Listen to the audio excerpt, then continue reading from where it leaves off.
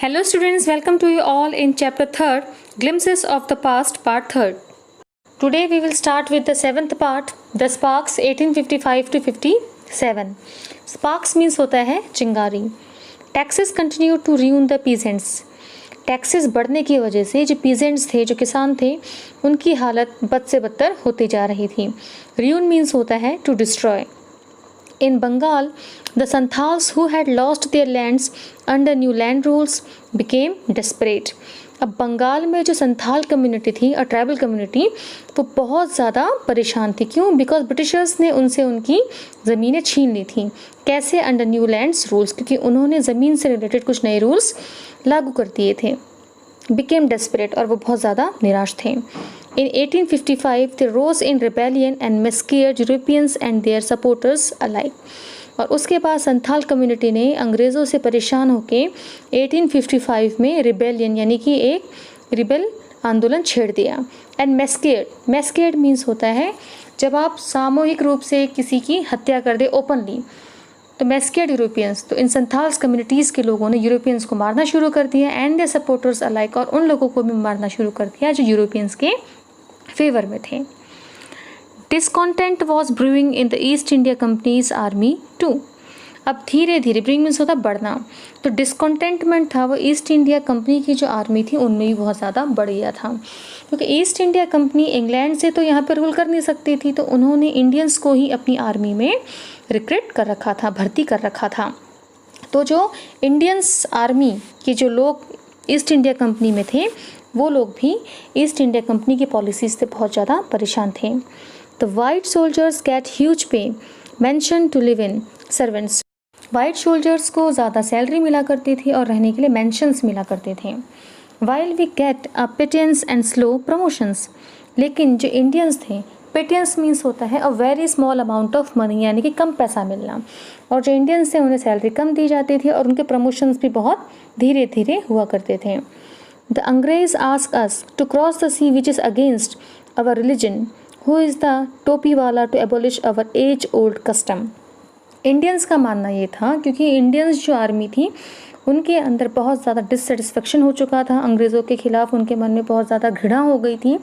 तो वो ये कहा करते थे कि अंग्रेज़ कौन होते हैं, वो हमें समुद्र पार यानी कि एक देश से दूसरे देश में जाने के लिए कहते हैं, जिसकी वजह से हमारा जो धर्म है, जो हमारा रिलीजन है, वो क्या हो जाता है, टूट जाता है, और ये हमारे धर्म के खिलाफ है. और ये टोपी वाला कौन है? To abolish. एबोलिश मीन्स होता है किसी चीज़ को ख़त्म करना, टू रिमूव.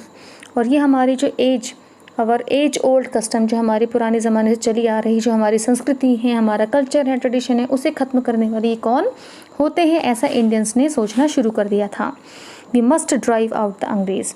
और इंडियंस आर्मी के लोगों ने ठान लिया था, जो कि ईस्ट इंडिया कंपनी में रिक्रूट थे, कि हम अंग्रेज़ों को यहाँ से बाहर निकाल देंगे. सिपाही Mangal Pandey attack the adjutant of his regiment and was executed. आप सभी बच्चों ने मंगल पांडे के बारे में सुना होगा, और मंगल पांडे के ऊपर आमिर खान की एक मूवी भी बनी है. तो जो सिपाही मंगल पांडे था, जो कि मेरठ के बैरकपुर छावनी में जो रिक्रूट था, उन्होंने क्या किया, एडजुटेंट मीन्स होता है an army officer of superior rank. अपने ही रेजिमेंट के एक आर्मी ऑफिसर को इन्होंने मार दिया था, और जिसकी वजह से इन्हें एग्जीक्यूटेड मीन्स होता है फांसी की सज़ा देना. इन्हें फांसी की सज़ा मिली. थाउजेंड्स ऑफ अदर सिपाहीज रिवॉल्टेड. ऐसे ही कई हज़ारों सैनिकों ने अंग्रेज़ों के खिलाफ विद्रोह छेड़ दिया. दे वर स्ट्रिप्ड ऑफ देयर यूनिफॉर्म्स. उन्होंने क्या कहा कि हम अब अंग्रेज़ों की जो यूनिफॉर्म है उसे नहीं पहनेंगे. Humiliated and put in irons. Humiliated means होता है किसी की इंसल्ट करना. Few Englishman had care to understand Indian custom और द पीपल्स माइंड. कुछ अंग्रेज़ ऐसे थे जो कि भारतीयों की जो कस्टम थे, ट्रेडिशन थे, और जो उनकी भावनाएं थी, फीलिंग्स थी, उनको समझते थे. O proud Brahmins soldiers, do you know that the grease on the bullet you have to bite is made from the fat of cows and pigs? ऐसे ब्राह्मण जो ईस्ट इंडिया कंपनी में आर्मी में भर्ती हुए थे, जब उन्हें ये पता चला कि तुम ब्राह्मण होते हुए भी, तुम ब्राह्मण सोल्जर होते हुए भी तुम्हें ये नहीं पता कि जिस बुलेट का, जिस तुम राइफल का यूज़ करते हो, उसमें काव एंड पिग्स की क्या लगी रहती है, ग्रीस, चर्बी लगी रहती है, उसके फैट का यूज़ किया जाता है. वॉट? तो ब्राह्मण बहुत ज़्यादा शॉक्ड हो गए. The the white man has deceived us too, deceived means होता है बैटरी, धोखा देना। तो ब्राह्मणों के मन में भी डिसकॉन्टेंटमेंट आ गया, उन्होंने ये कहा कि अंग्रेज़ों ने हमें धोखा दिया है, हमारे साथ डिसीव्ड किया है। Soon, chapatis were sent from village to tell the people that their emperor would want their services. और धीरे धीरे लोगों के मन में जो डिससेटिस्फेक्शन था वो धीरे धीरे पूरे गांव में फैल गया। यह एक लाइन यूज़ की गई है कि chapatis were sent from village to village. यहाँ chapatis were sent from village to village का मतलब है कि एक घर से दूसरे घर तक ये बातें फैल गई। यहाँ चपातीस का मीन्स रोटियाँ नहीं है। Yes, all my village man will be ready, और सारे के सारे गाँव वाले इंडियंस का साथ देने के लिए रेडी हो गए। Similarly lotus flower circulated among Indians soldiers dead to the foreigner. Foreigner कौन थे? ब्रिटिशर्स थे। तो यानी हमें ब्रिटिशर्स को मौत देनी है। The masses gave all help and shelter to the patriots. तो जो लोग थे, मासेस यहाँ पे लोगों के लिए यूज़ हुआ है। Gave all help and shelter, उन्होंने जो पैट्रियट्स थे, जो देशभक्त थे, उनकी हर तरीके से मदद करी। Now next part 8, revolt 1857। आपने 1857 की क्रांति के बारे में सुना होगा, जिसे कि भारत का पहला स्वतंत्रता संग्राम भी कहा जाता है। Then there was a violent outbreak at Meerut. Violent means होता है हिंसात्मक। तभी मेरठ में, अभी मैंने आपको बताया था कि मंगल पांडे जो कि बैरकपुर छावनी के थे, उन्होंने वहाँ अपने ही रेजिमेंट के एक एडजुटेंट यानी एक ऑफिसर को मार दिया था, जिसकी वजह से उन्हें फांसी की सज़ा सुनाई गई थी। और मेरठ से ही इस क्रांति की शुरुआत हुई थी। द सिपॉयस मार्च टू दिल्ली, और वहाँ से मेरठ से सिपॉय यानी कि सारे सैनिकों ने दिल्ली की ओर अपना क्या किया, रवाना हुए। लॉन्ग लाइफ अवर एम्पर बहादुर शाह। और उस समय जो दिल्ली सल्तनत थे वहाँ पे इंडियंस आर्मी के फेवर में, इंडियंस के फेवर में बहादुर शाह जफर को वहाँ का एम्पर बनाया गया। द रिबेलियन स्प्रेड वाइडर, और धीरे धीरे ये जो रिबेलियन था, जो ये आंदोलन था, सब जगह फैल गया।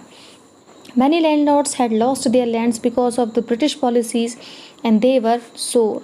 The white man's rule must end. Yes, we will help you.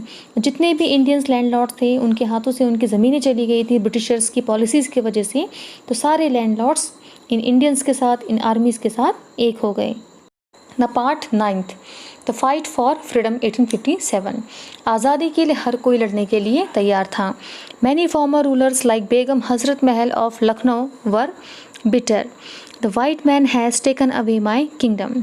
अब फॉर्मर मीन्स होते हैं पहले के, पूर्व। जो पहले के रूलर्स थे, जैसे कि उनमें से बेगम हजरत महल है, जिन्होंने लखनऊ से इस आंदोलन में अपना सपोर्ट किया, इनका मानना ये था ये अंग्रेज़ हमसे हमारा साम्राज्य, हमारा देश छीनना चाहते हैं। They join the upsurge against the foreigners, और इन सभी ने जो ये फॉरेनर्स के अगेंस्ट जो इंडियंस रिवॉल्ट कर रहे थे उनका साथ दिया। पॉपुलर लीडर्स लाइक मौलवी Ahmadullah of Faizabad told the people rise brothers rise. इन्होंने, जो मौलवी अहमदुल्ला थे, इन्होंने इंडियन से कहा कि जागो भारतीयों जागो, द अंग्रेज़ इज़ रूइनिंग अवर लैंड। जो ये अंग्रेज़ हैं धीरे धीरे हमारी देश को ले लेंगे, हमारे देश को छीन लेंगे। The people rose everywhere in Bareilly, Kanpur and Allahabad. हर जगह लोग अंग्रेज़ों के खिलाफ हो गए थे, चाहे वो बरेली हो, कानपुर हो या इलाहाबाद हो। अजीमुल्ला खान टोल्ड तात्या टोपे।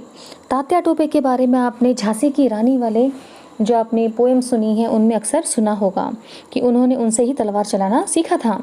तो अजीमुल्ला खान तात्या टोपे से कहते हैं, we should have Peshwa Nana Sahib as our leader in this war of independence. उन्होंने कहा कि इस 1857 के रिवॉल्ट में हमें पेशवा नाना साहिब को अपना लीडर बनाना चाहिए। The patriots pounced upon the British and fought pitched battles all over north India. पूरे नॉर्थ इंडिया में, पूरे उत्तरी भारत में जो पैट्रियट्स थे उन्होंने अंग्रेज़ों पे अटैक कर दिया। 80 years old Kunwar Singh of Bihar received a bullet in his wrist.